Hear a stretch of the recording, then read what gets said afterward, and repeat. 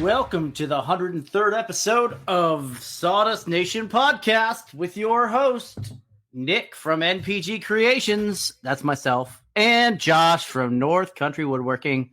Knapp is still on assignment this week, so he won't be joining us. By assignment, I mean he is still dealing with mover issues and does not have stable internet, a computer, blah, blah, blah, blah, blah. Anyway, you're stuck with me and Josh today. But anyway, we got some stuff to talk about. Anywhere ranging from being super busy and juggling the maker life, as well as shipping, which Josh just told me about. So I'm gonna kick it on over to Josh. You wanna go ahead and tell us what's going on in your shop and explain what happened with the shipping incident, if that's Yeah, we could touch on that. Well, call out the customer by name. Yeah, call it. No. We don't want to do that. But long story short, I know I've been crazy busy. I think all three of us have. It's just that time of year, you know. Knapp's getting settled in, trying to work out his new home and everything in life. Nick has been traveling and bouncing back and forth with life, and myself. It's just been crazy busy here. I got some things happening at work that I'm working on, and I have some a lot of different orders. It seems like I'm struggling to keep up with. And, well, we could dive in there. I haven't been on Instagram because of all this. I've been trying to get some sleep here and there. And because of that, well, Instagram has been suffering. But I'm hoping to get back on the bandwagon here this week into next and start posting again, you know, start getting my groove back. But let's see, we're talking about shipping. So I shipped one of the biggest items I have thus far this past week. It was due or is due on the 15th. Well, the customer failed to tell me they needed it on the 15th, like they wanted it in their hand on the morning of the 15th. And with shipping, it doesn't quite work that way. So there was a miscommunication there. I'm going to go ahead and take fault for that because I should have clarified. But I shipped it out, and they're wondering where it is because they want it tomorrow. So, because the ceremony is tomorrow, so they're a little bit bummed out right now. It is in its destination area. I'm hoping that tomorrow morning it gets delivered, nothing happened to it, and knock on wood, and you know, they're able to use it during the ceremony. This particular piece was a little bit different than the ones I built in the past. It was a squadron patch that was subdued. I really wasn't a fan of the colors or the paint. I think of moving past the look of using acrylic paint and painting. I want something sharper. I want something that looks like very clean. And it's either going to have to be done with acrylic, epoxy, or lamination of some sort. So I don't know. I'm kind of processing that and trying to think that through. I just want that professional look. And there's a lot of people that can paint really well, but I don't know if I'm one of them. But anywho, long story short, I got that out. Hopefully it gets delivered tomorrow morning and makes the customer happy. They seem to like the pictures. So we'll see. I have a order that I literally forgot about until tonight that is due tomorrow. Thankfully, it's a quick carve on the CNC, and then I get to hand it to them. Like I said, this has been one of those things where been extremely busy. At work, you know, I'm getting piled on a whole bunch of stuff, and I'll be moving positions, but I don't know exactly when. I found out I'll be located here for the next 5 years or so, to the ending of my career. So with that, a changing of jobs and some other fun stuff, I also hopefully will be finding out about my big Raven job tomorrow. So that's kind of weighing on my mind as well. Like I said, we are just all busy.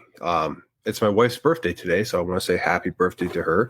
She's again 25, looking great, and that was another thing for today. My oldest has karate for 2 hours, and then it's her birthday, and then we record.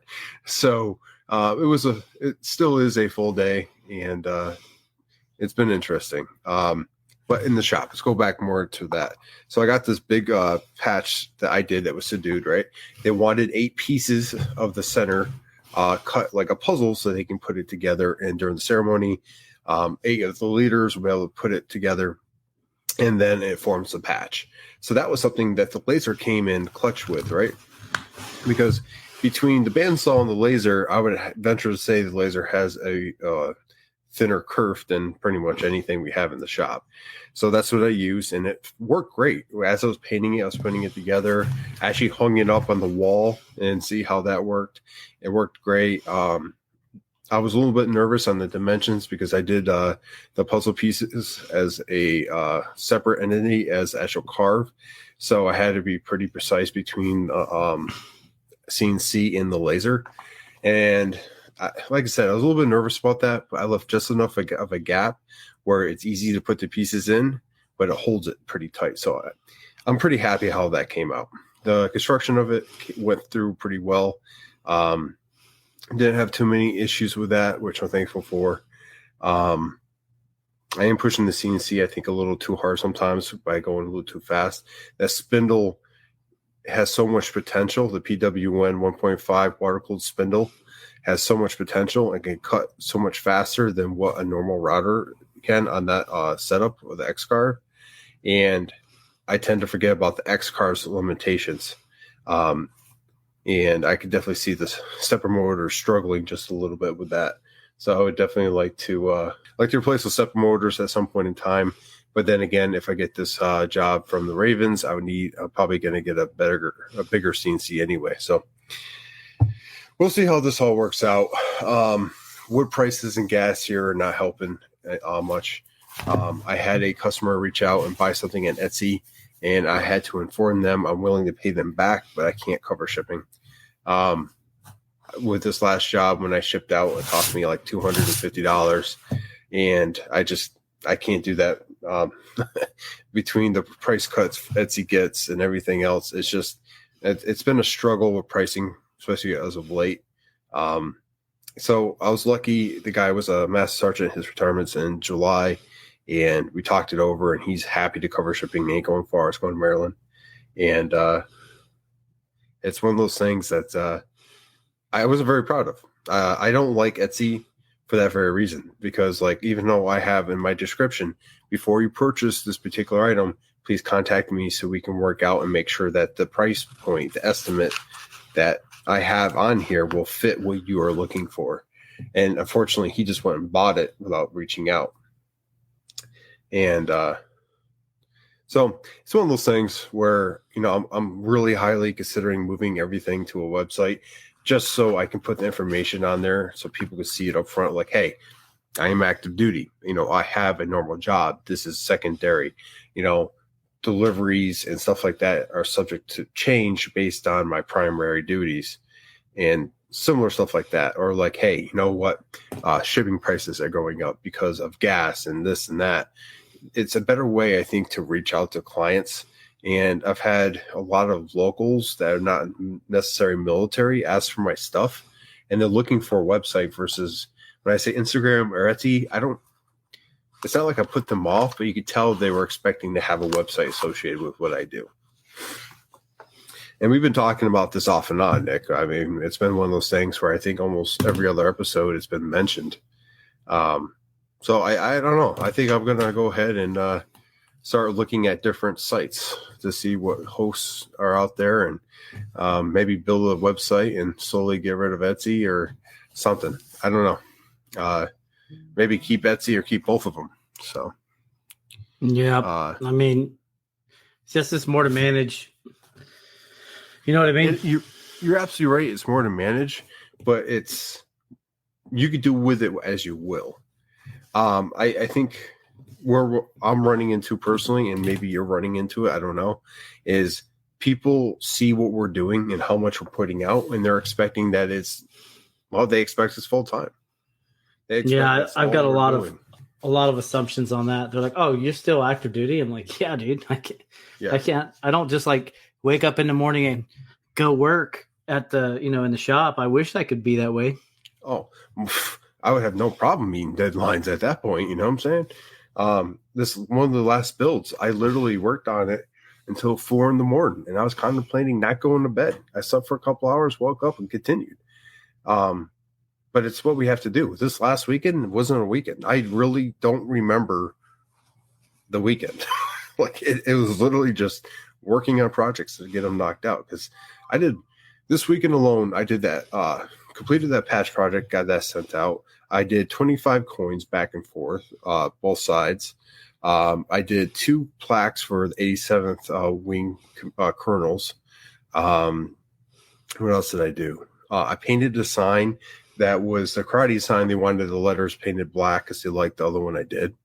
And I did something else. I forget what it was.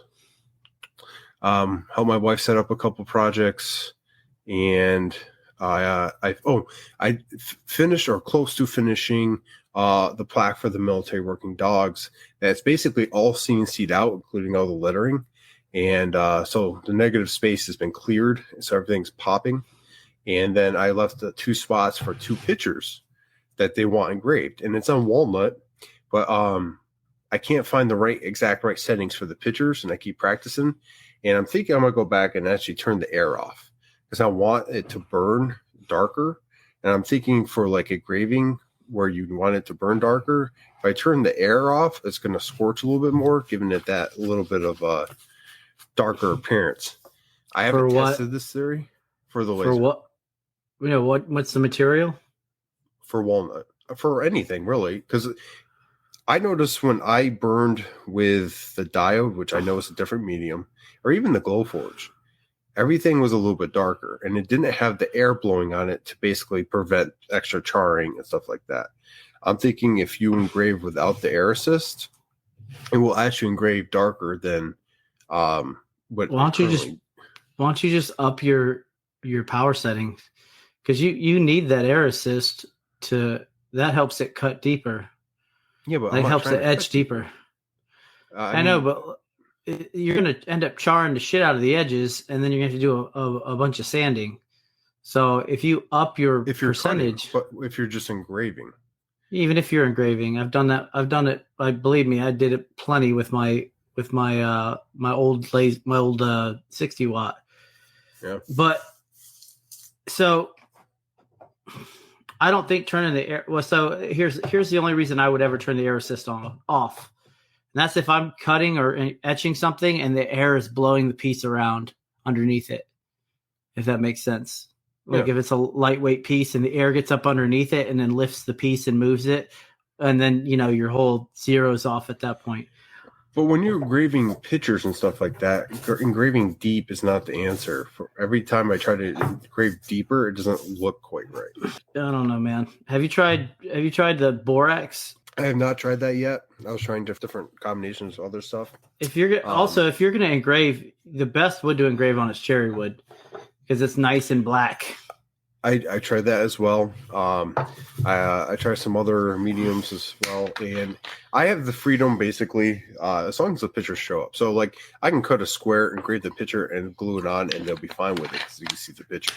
I just would really like to do it right on the walnut and call it a day, but like it's just so dark that it's not really showing up like I would like it to.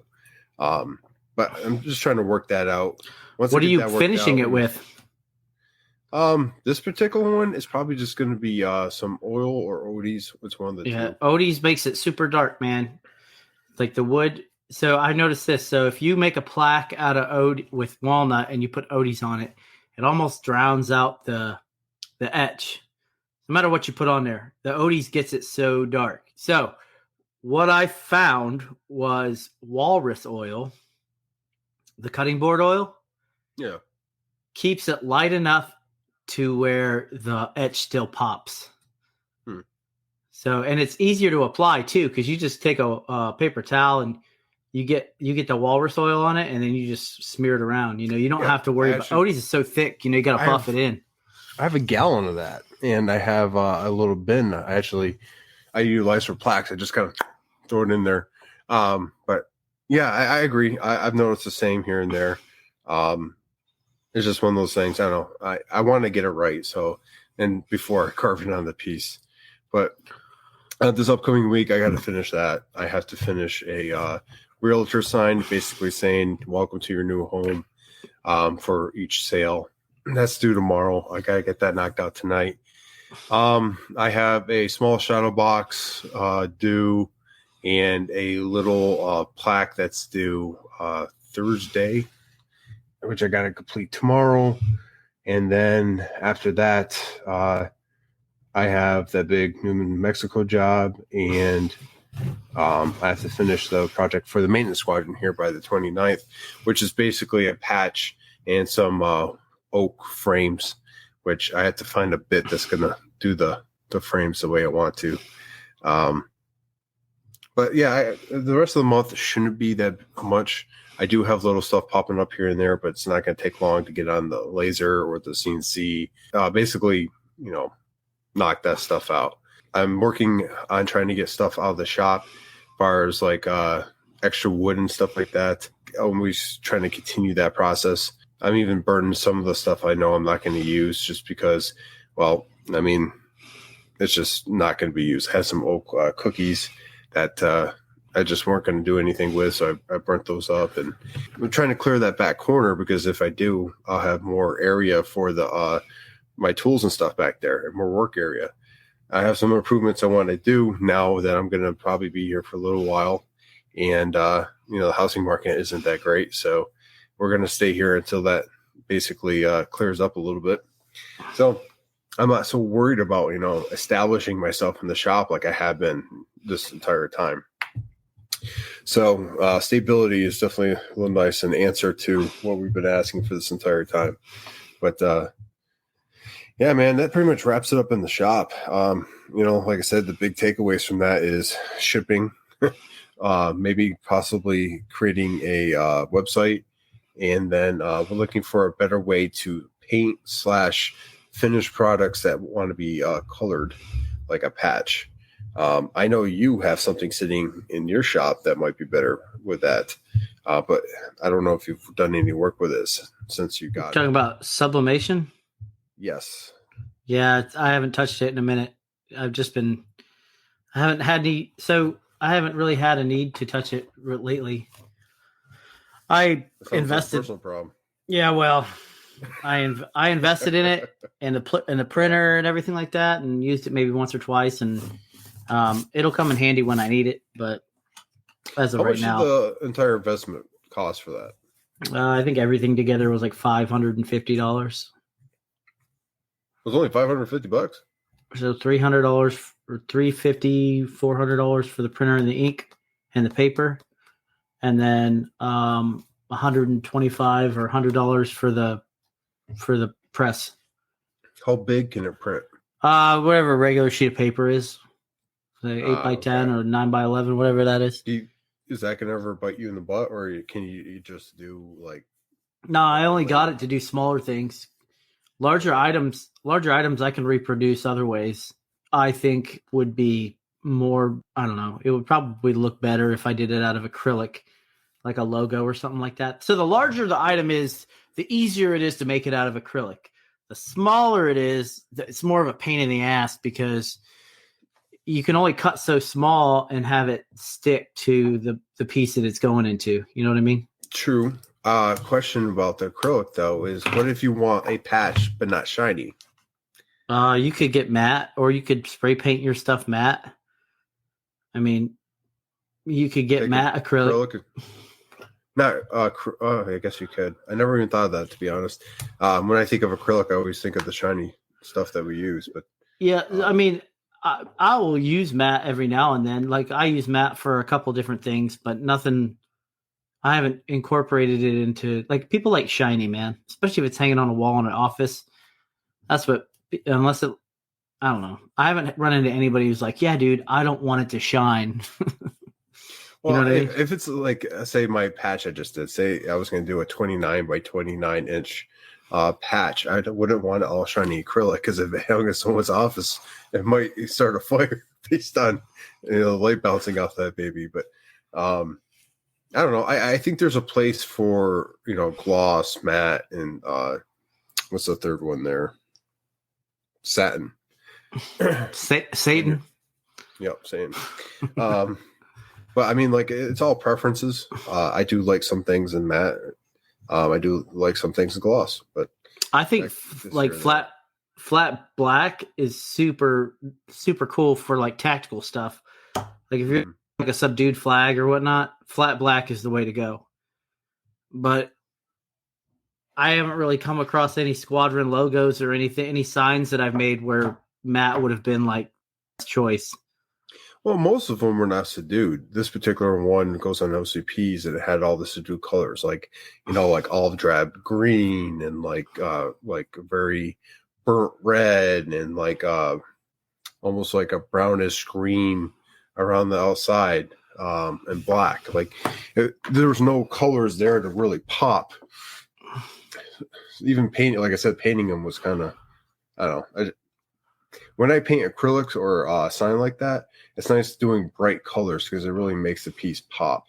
When it's subdued, I don't know. I didn't personally like it myself, but that's enough about my stuff. We talked about my shop for quite a while, dude. What's going on with yours? Oh man, I've been slammed. I've been turning work down left and right. I've been, I don't know if you remember Mr. Thames, but I was pushing people his way. I've been pushing people your way. I can't use Nap anymore. I can't give Nap business because he's out of commission right now. By the way, he's waiting on his household goods to get delivered. So, oh yeah, I know. I've been talking to him. He's kind of like dead in the water until he gets his stuff. But yesterday. So I came back I went to Illinois last week for the entire week, which kind of threw a wrench in my workload. But if Uncle Sam says you gotta go, you gotta go. So I went. Yeah. And then I came back and I hit the ground running. Sunday I spent with the family, and then Monday was yesterday. I immediately went to the lumber yard, and I had to take the kids with me. My wife was working, but I took the kids to the lumber yard. They hated it. They absolutely hated it. Are we leaving yet? Are we done? How much more? How much more wood do you need? Anyway, all of it. I know, right? So I loaded up, came home, and started. I bribed the kids. I was like, if you're quiet and good, and you don't do anything bad while we're out and shopping for stuff that I need to get, then I'll take you to the pool. So I took him to the pool. Then I got in the shop. I got a large sign finished. I made it's on my Instagram. I did like a little bit of a tutorial, and I did it for OhmTech. Mm-hmm. That's it's a flash for full bird kernel, whether it be like an Air Force cop kernel. Anyway, that's on my Instagram. Check it out. I really like the way that the mirrored acrylic turned out. I was going to go ahead and use like a silver, or I was even thinking about using the was it that aluminum skin that I put on acrylic and then cut it out. But then after I cut into the mirrored acrylic, I was like, this is gonna be fire. This thing is gonna be legit. So I'm glad I did. I used like sparkly blue for the blue background, and then you can't always use like. I found that you kind of have to like toggle in between going full glitter and full shine and back into like regular colors. So the border was just plain yellow, and the background for the letters was just plain white, but all the blue was like sparkly navy blue, which was cool. And then the bird was that mirror finish, which was pretty cool. All right, so finished that up last night. I started doing some prep work for today. I had an appointment today. I had to go to a dental appointment, and I ended up getting stuck due to an active shooter event. It was that's where you were? So I was in the dentist's office. I was waiting to go back and get my teeth cleaned, and they're like, oh, everybody back into the closet, go, and I'm like, oh, back in the closet. Yeah. So like we had to go back into like this back room. Yeah. And chill out until the police could clear the scene. It was, I was like, man, I am definitely rescheduling this appointment. Like, I'm not going to stick around. Was that you? Bob. Huh? Something was banging. Maybe it was my kids. Anyhow, I know what that is. I think my wife just pulled back in the driveway. Anyway, sorry. No, I got cameras all over the house now, like on the outside, because quick story, before I left, my wife was like, I carry a weapon with me just in the car when I'm out and about, not when I'm going to the base, but whatever. And I always bring it in at night and make sure that it's, cleared, safe and cleared before I bring it inside the house, and I store it properly inside a safe and all that. And my wife's like, why do you bring it in and out? You just need to leave it in your car. And I was like, because that's what happened. Like, people are looking for that stuff when they break into cars. That's the kind of thing that'll get you in trouble.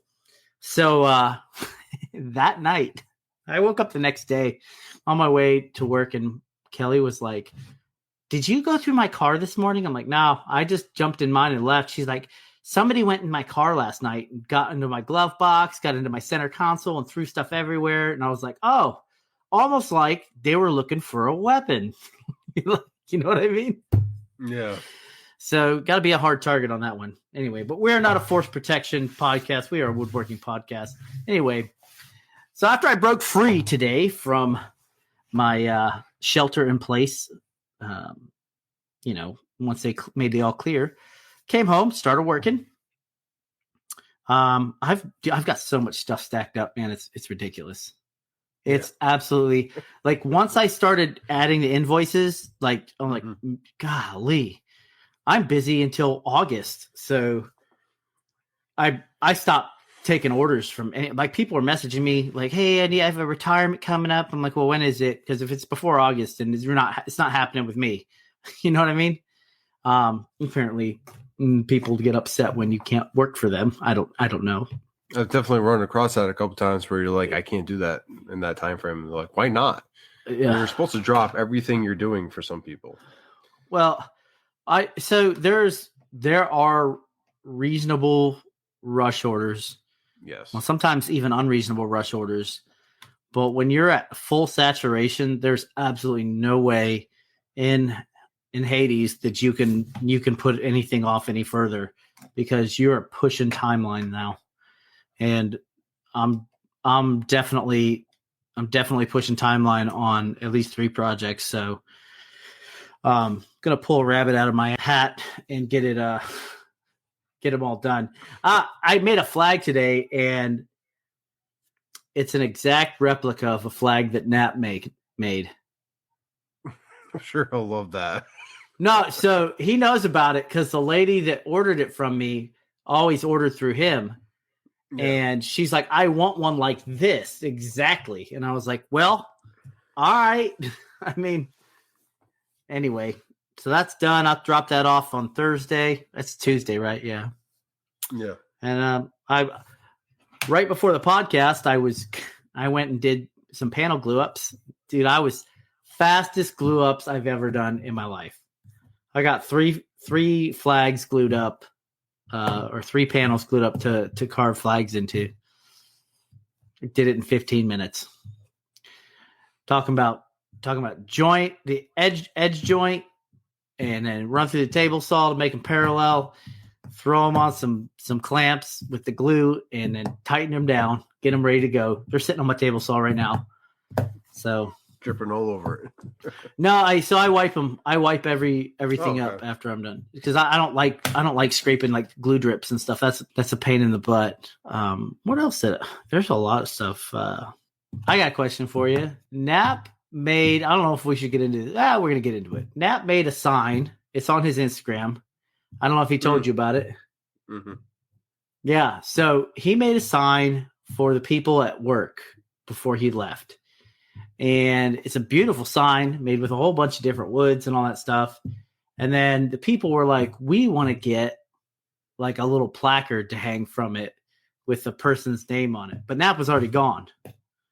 So they came to me, and I was like, well, I'll do it, but I don't know if Nap's going to like it, for one. For two, how bad do you want it? Because if I don't do it, are you just going to go to somebody else? And they're like, yeah, we're just going to go to the rip-off place to get a little placard made. I was like, all right, I'll just do it then. Because I did it in like Cherrywood.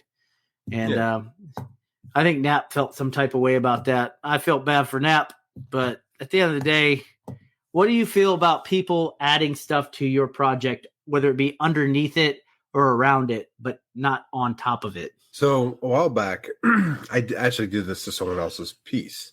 Someone ordered a flag from someone else, and they wanted some wording on the bottom. But I think the other individual couldn't do it, or they just didn't do it. I don't know the story behind it. And I didn't know who made it because, well, there was no maker mark. The guy didn't tell me. But I went ahead and added that piece to the client per the client's request. I personally, if I know who made the piece, will reach out to the person, give them the opportunity, or help them, or let them help me design it because it is their piece. They might have a special idea for additions, but in at least my predicament, there was no way of reaching out to that that maker. So I just went ahead and did it. I don't even think I charged the guy for it, to be honest with you. It was just some lettering. But it depends, man. If I know the person, I'm going to reach out. Just like a couple of things I've done for you through the shipping incidents, I'm going to reach out, ask you what you want done with it, and tell you what I'm going to do, get approval. Just because for me, that's like a common courtesy. In your predicament, I wasn't there. NAP isn't set up, but when did they ask you? Was it after he left? Yeah, he left like 3 days before, and It was literally the day before I was going to leave to go to Illinois. So I was like, if it's going to happen, it's got to happen, because it only took 3 minutes to etch it, but all my equipment's at home. I'm like, if it's going to happen, it's got to happen now. You know what I mean? Otherwise, I'm not going to be able to do it. Honestly, I don't think there's a right answer. I'm just going to go ahead and say it. I don't think there's a right answer, because it's either you go ahead and do it, you do it the way you think it's going to be best, you get it to the client per their request, or you reach out and it takes time and you do it per the maker's request. You do what you have to do. It sucks on both ends. So what about what? Rock in a hard place. So what about here's where I'm at, right?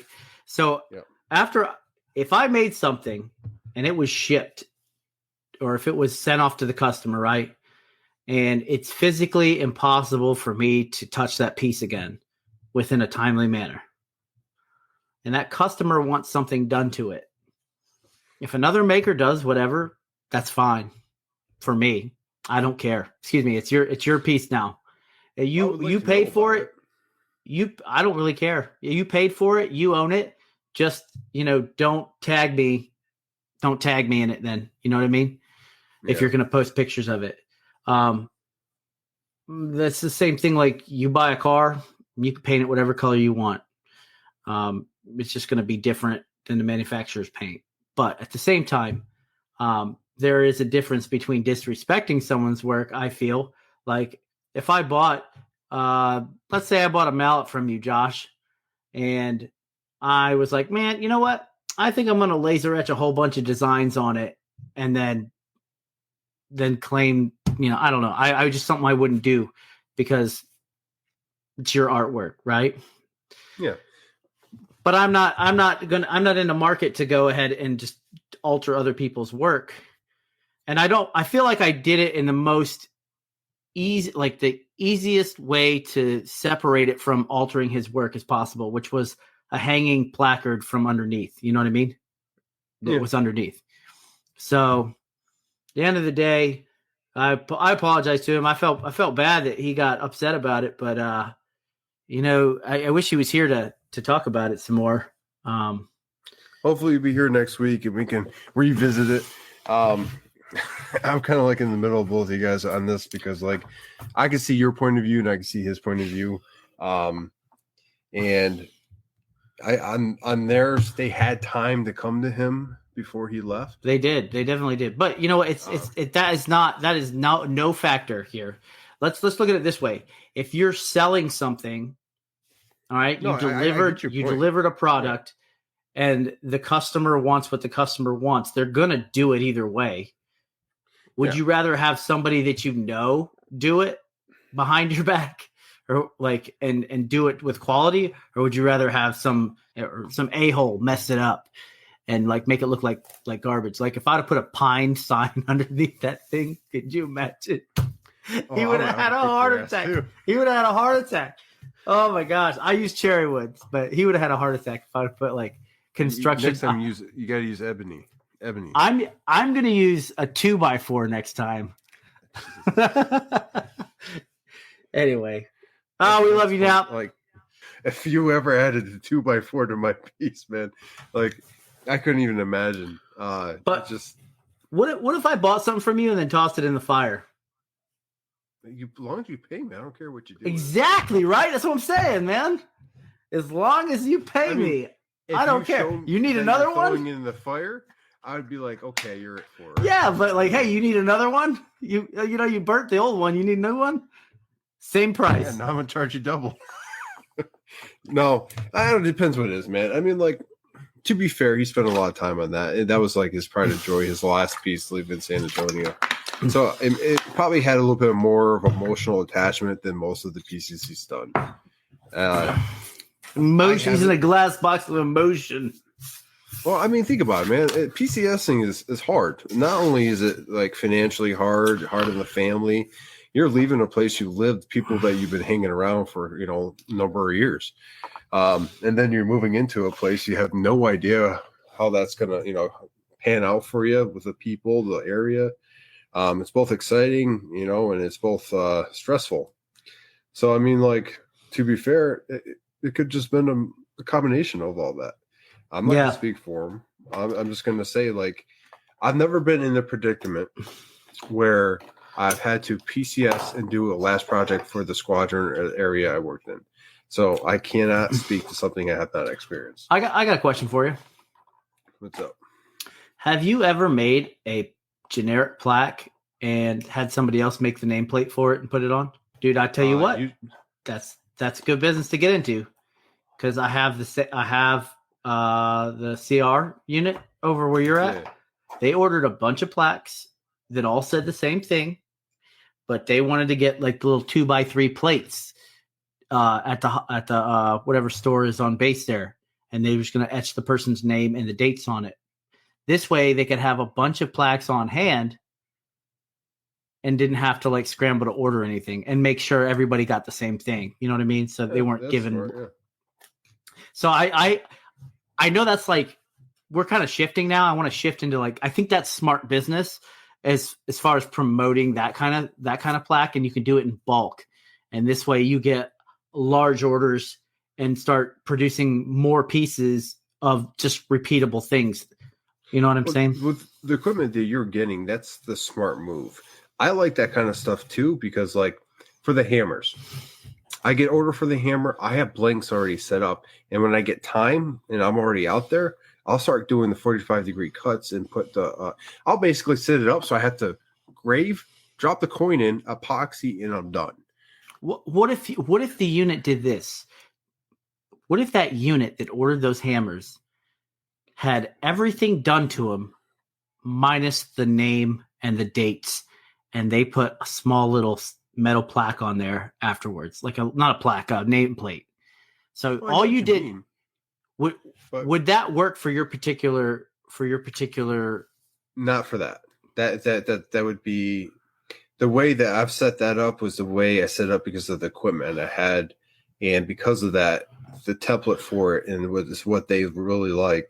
It's not really set up in that manner. Now for the handle, I do have handles that say bring the hammer already on them and basically shaped and ready to go. Like I said, I already have the heads shaped and basically the coin space ready for it to go. I actually was talking to their commander yesterday about getting order for a hammer, and I'm like, hey, since I have it on the phone, why can't I just get like 5 or 10 coins? You guys have to come to my house every time you order, versus me just having a stockpile of coins. And I guess in the Army, this is kind of going off subject, but in the Army, they have to account for the coin. So if they give out a coin, they have to like write it down. So he's working on that to see in his regs if that's an option. But Yeah, I like those hammers for that reason. They're quick. I can get them out, knocked out fairly easy. The plaques I did for the 87th, 2 kernels, which I had really good feedback on. I actually got people from the JAG reaching out for me here now. But those are the same thing. Like they're all the same. The only difference is the placard. So I can, if say they're going to order like 10 next month, I can go ahead and make the 10 and wait on the information. And the information's on a little cherry plaque, and I just throw it in the laser, and it takes a couple. Yeah, that's what I mean, man. So that's what I mean. Like that's easy peasy. Yeah. You have a repeatable project that's easily customizable at the last minute. Yep, and that's what I try to achieve with most of the stuff I do. A lot of it is customized, but I keep the file and I keep it in such a way that I can, if someone likes it, I can replace it with their information, maybe adjust a few things and go. Yeah. I always save my files, definitely. Oh, yeah. Because you know how many times I've gotten, well, my computer's crashed a few times, but I've been able to pull files off the majority of them. But I save all my files and I have them in like a database. And like, I've had people be like, okay, I want this logo and this logo combined with this shaped plaque and blah, blah, blah. Right. So I already have all my stuff from previous jobs that I've either bought, made myself, converted, or whatnot. So that just makes life easier, I think, for me. Yeah.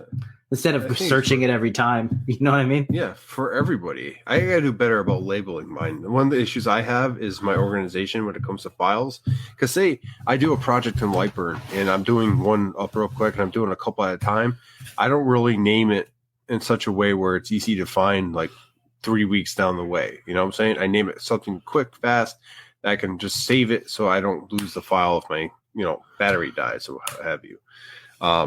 That's something in the future I want to kind of work on, like, having a short explanation on there and maybe. So my desktop has files, like folders that I made. Yeah. And I keep military ranks in one, and then you click open that, and then you have all the files with like Army, Navy, Air Force, Marine Corps, whatever, Coast Guard, blah, blah, blah. And then like military units, I have each one, and it's all like searchable by numerical order.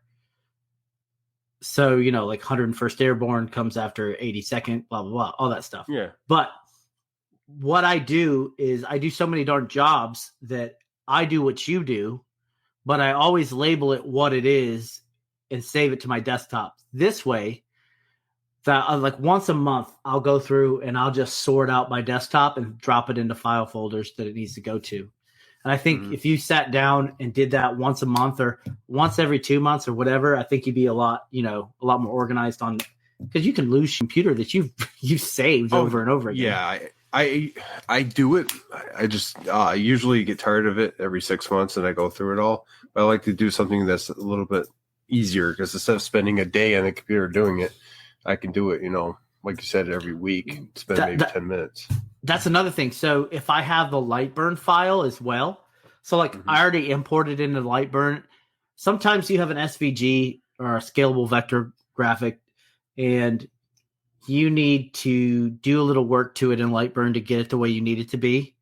So once I save it into Lightburn, it's saved as a Lightburn file, as well as I have an SVG, as well as I have the JPEG. And the JPEG usually shows up on the screen, so I can have like visual. You can actually set up your folder, and this is for basically anyone, 3D printing wise, or for any kind of pretty much almost any file type. There's ways to set it up so you can view the file when you need to. So like I have on my desktop, I have like cut file folder, laser folder, work, CNC, what have you. And I have a Lightburn folder, which we're talking about right now. And in my view plane, I can see what that is based on how I've set up my my computer. Apps and stuff you can download that helps do that. I have that set up for my 3D printer as well, because I noticed when I was doing my 3D printing stuff, it was a lot easier just to be able to see what it is, and the icons even pop up as what it is. So, and all I did is search on Google, and I figured it out that way. But yeah, it's the organization, especially when you start dealing with a lot of files, is important. Dude, I got a question for you. Did you see the career atlas that I made? I don't think I have. So it's on my Instagram. Was it recently? Let me look. I think I posted it recently. But because recently, I apologize to anyone out there. My Instagram presence has been withholding. It's not on there. I gotta post it up there. I'll send you a picture of it now, okay?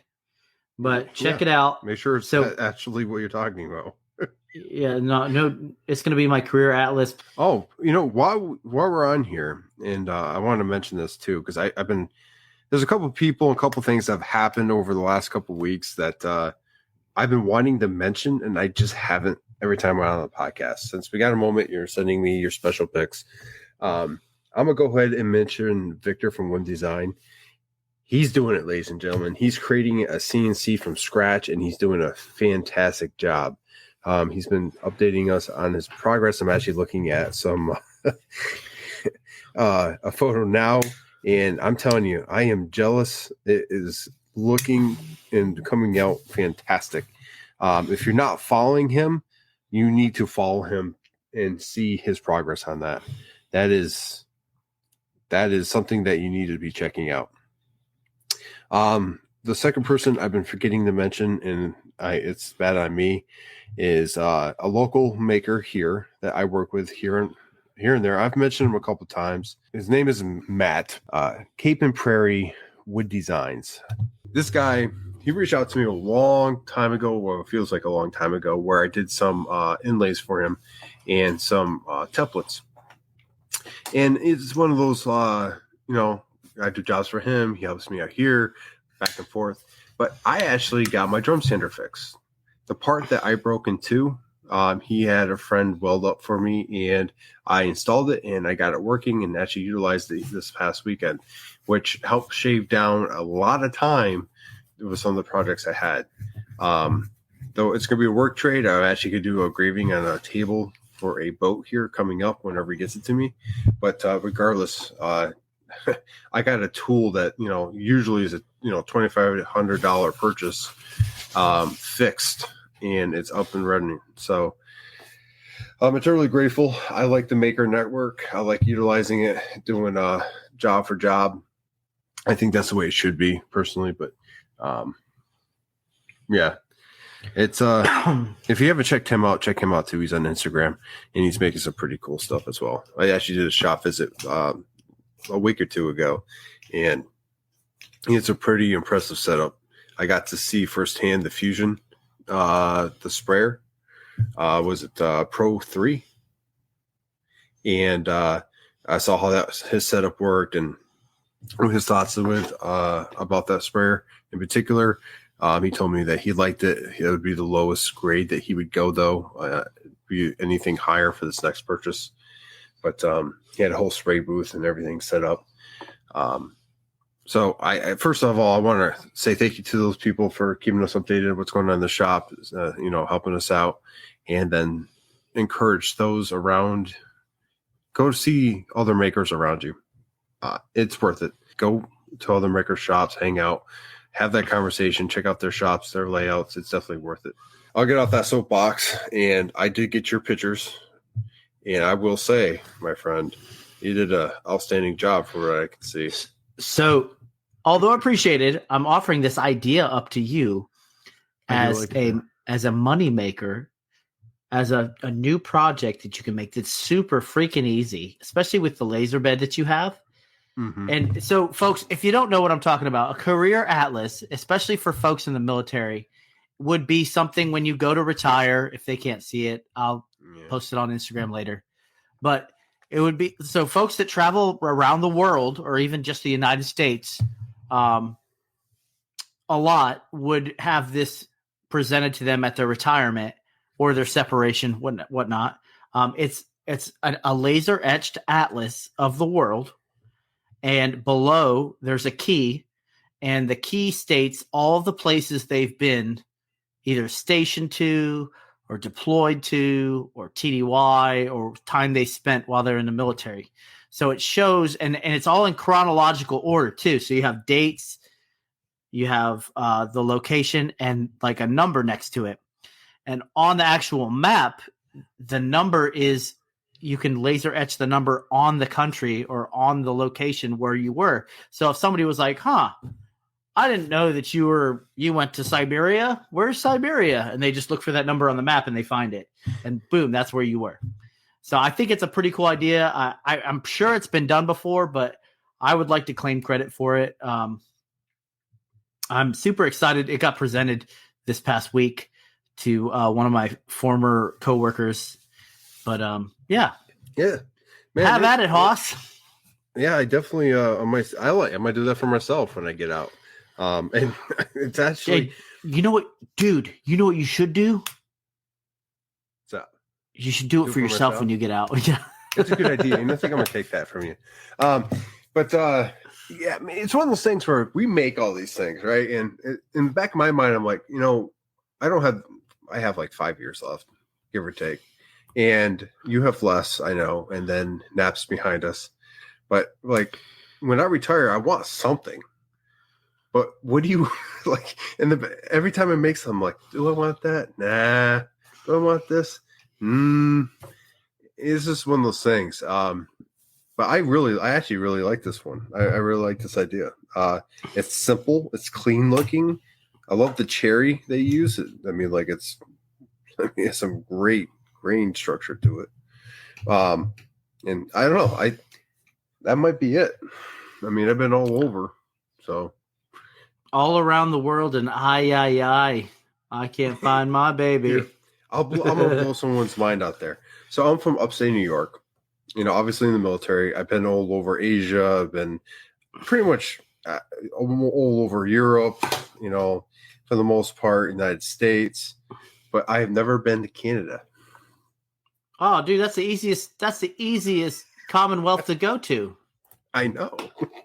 But it's one of those things where I grew up right next to it and I always planned on going. I just never went. And then I joined the military and I've flown over Canada. I've just never landed.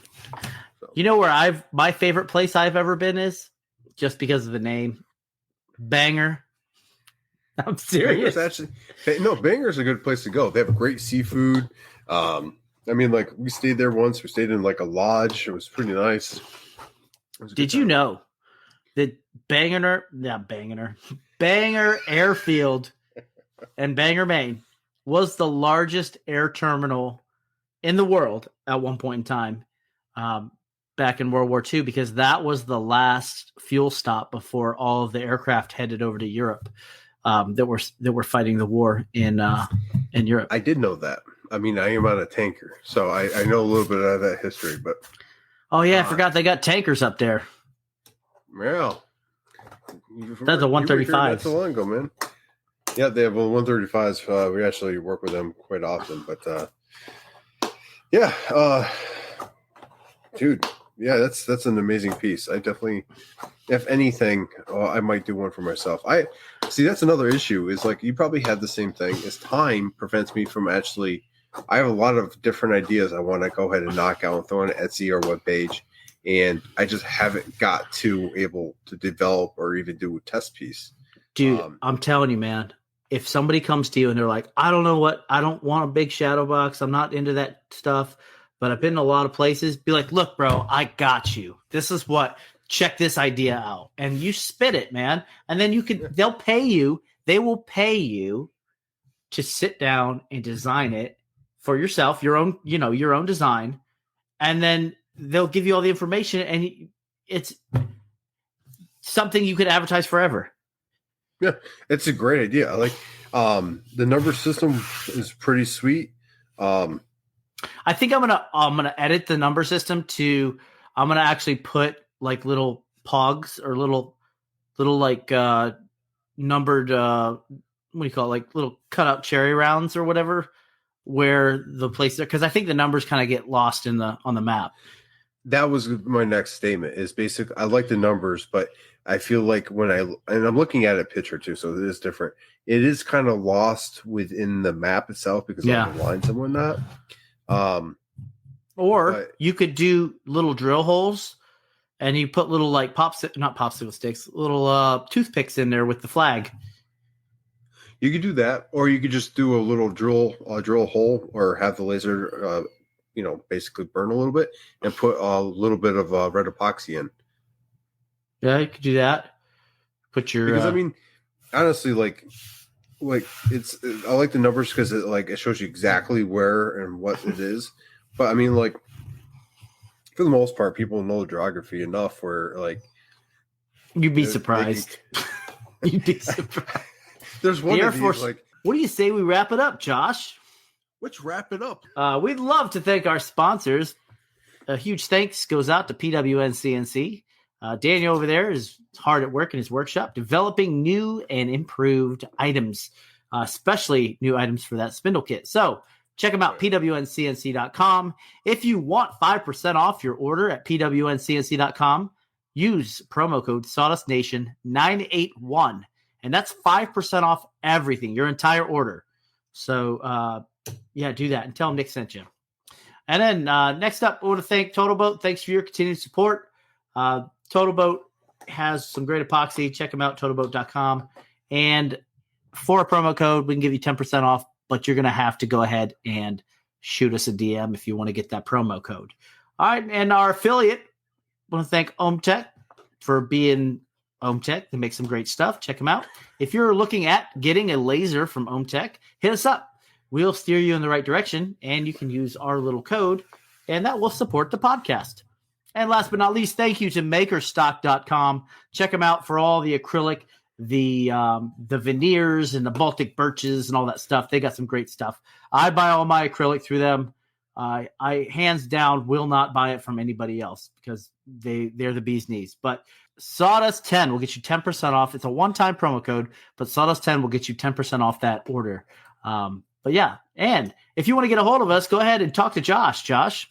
Go ahead and reach out to either Nick, Knapp, or I, and you can do that by reaching out on Instagram profiles, and you Knapp at Knapp Study Works LLC. Hopefully he'll be joining us this next week.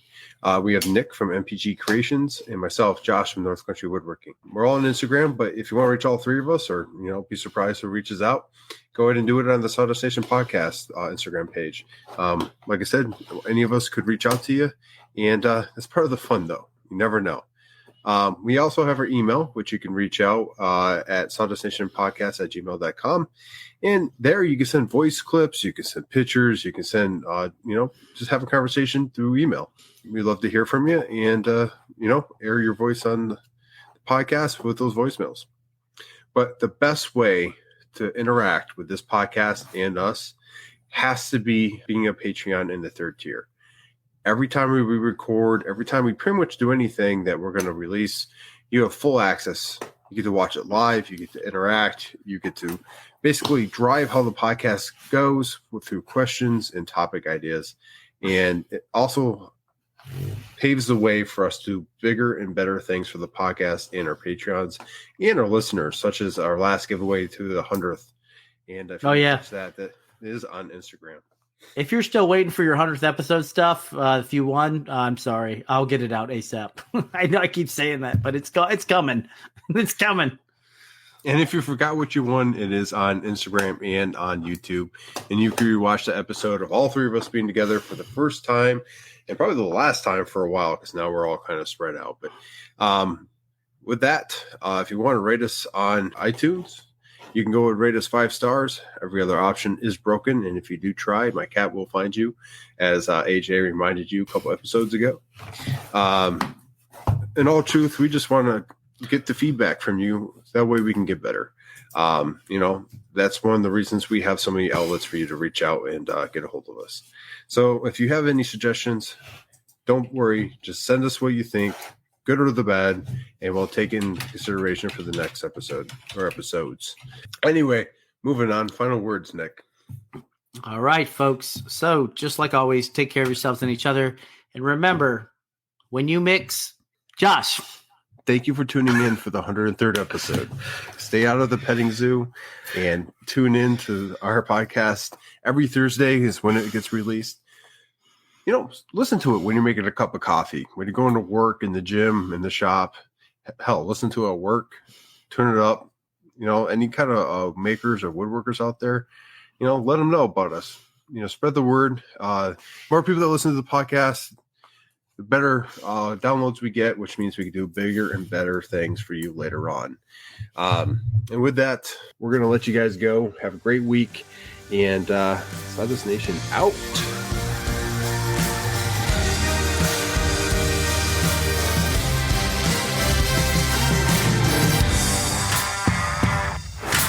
Yeah, we're out. Audi 5000. Canadian. Out. We're going to go get some poutine. No, it's a French fries and gravy, dude.